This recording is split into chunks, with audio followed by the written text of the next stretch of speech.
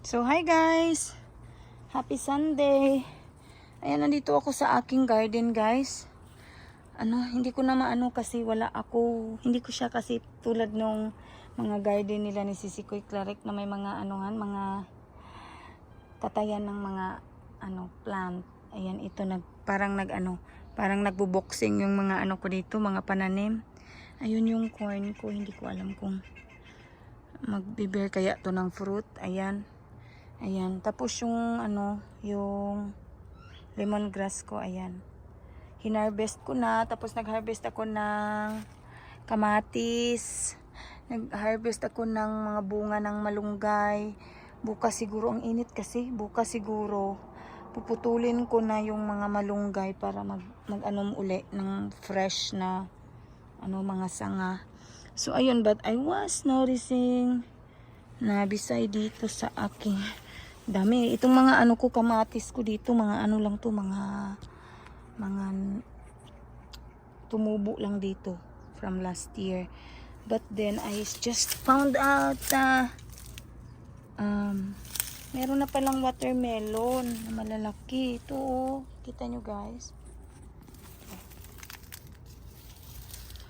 Yan oh. Kita nyo? Ayan. Meron na pala siya.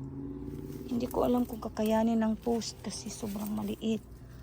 Ayan. Yan ko yung corn.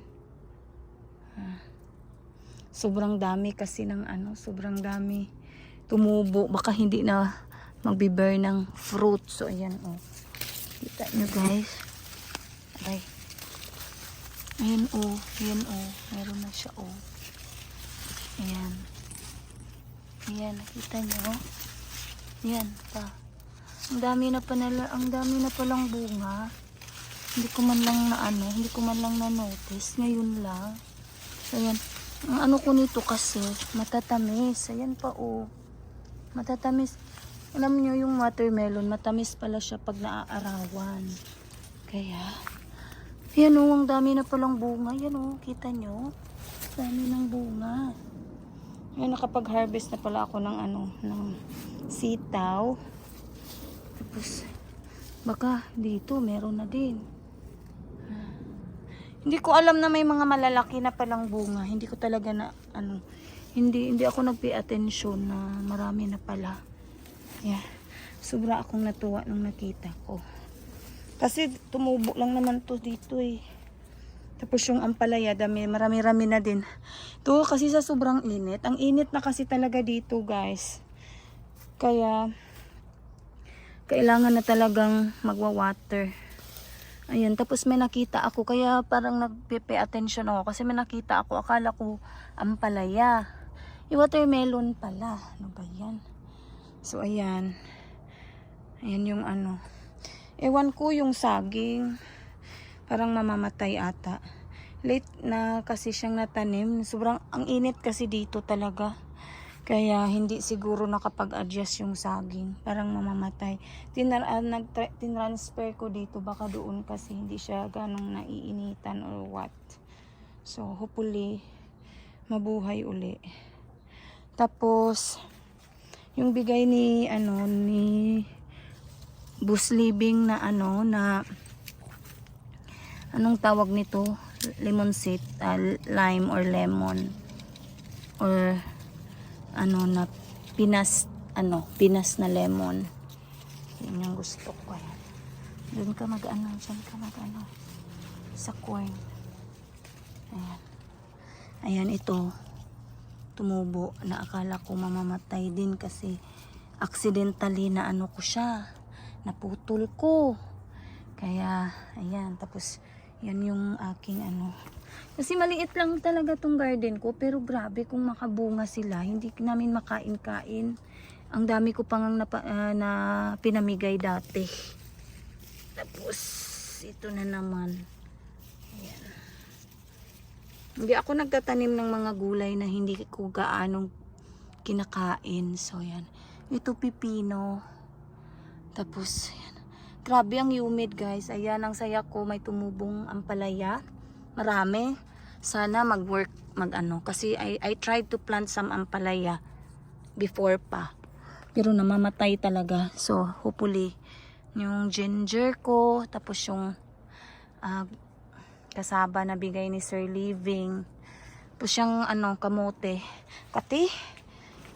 kamote, nagkuha ako ng mga talbos ng kamote kasi maganda pala ang talbos ng kamote sa it's an antioxidant pala yung tapos it's good for circulation of blood and good for controlling your hypertension. Kasi ang sabi kasi 'di ba, bawal yung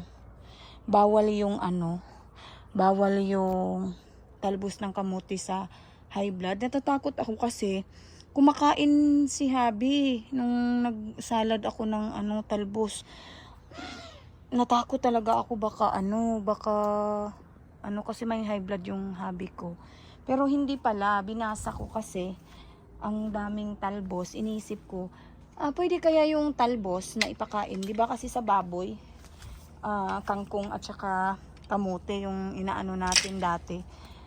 Sa iniisip ko, baka pwede siya sa tortoises. So, nag-research ako kasi sa animal kasi hindi pwedeng basta-basta ka nag-feed ng sa tortoises kasi marami ding bawal.